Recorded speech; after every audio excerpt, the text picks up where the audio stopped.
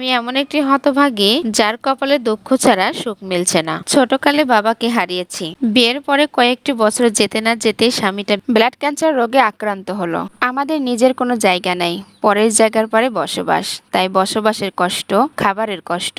ভিডিওটি like share করে অবশ্যই আমাদের পাশে থাকবেন যেন আমি আমার স্বামীর চিকিৎসাটা সম্পূর্ণ করতে পারি। আসসালামু আলাইকুম বন্ধুরা, সবাই কেমন আছেন? আশা করছি সকলে অনেক ভালো আছেন। আলহামদুলিল্লাহ, আমিও ভালো আছি। মাঠ থেকে যে খড়িগুলো নিয়ে আসছিলাম সে খড়িগুলো কিন্তু ফুরাই গেছে। আর খড়ি ফুরাই গেছে, রান্না করার মতো খড়ি নেই। তাই চলে আসলাম মায়ের বাড়িতে। আর মায়ের বাড়িতে তিল কেটেছে। আর তিলের খড়ি তো অনেক সুন্দর ভাবে জ্বলে। মাঠ থেকে তিল কেটে আটি বেঁধে সেটা পালা দিয়ে রেখেছিল।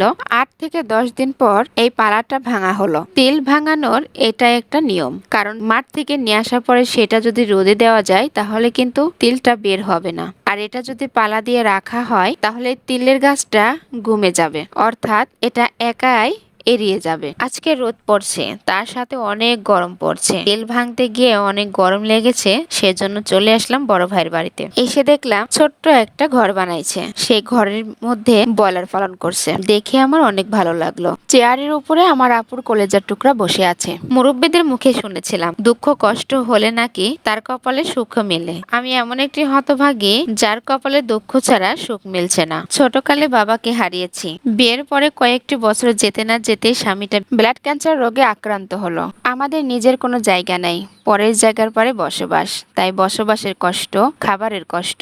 সবচেয়ে বেশি কষ্ট হলো জীবনের সবচেয়ে আপন মানুষটাই হচ্ছে অসুস্থ থাকা।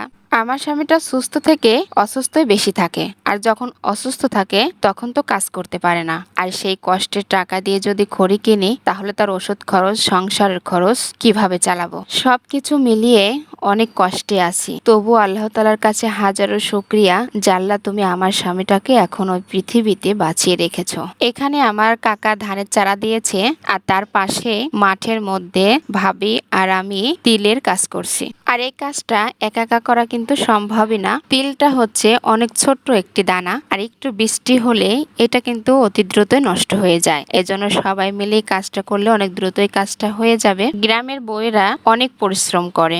ধানের বতর, তিলের বতর, সরিষার বতর, গমের বতর, ফ্যাসারির বতর, আর তার সাথে আছে সংসারের কাজ।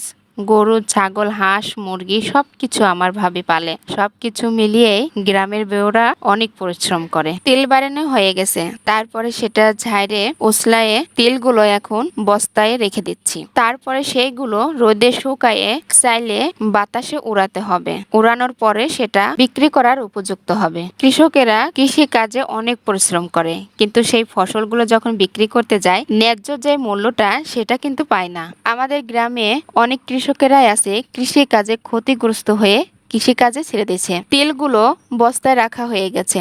এখন যে বাকি যে খড়িগুলো রয়েছে সেইগুলো এখন ঘরে তুলতে হবে, তা না হলে বৃষ্টি এসে ভিজে যাবে। গ্রামের এই ধরনের কাজগুলো কারা করেছেন কমেন্টে বলবেন। আমাদের পেজটি ফলো দিয়ে ভিডিওটি লাইক শেয়ার করে অবশ্যই আমাদের পাশে থাকবেন যেন আমি আমার স্বামীর চিকিৎসাটা সম্পূর্ণ করতে পারি।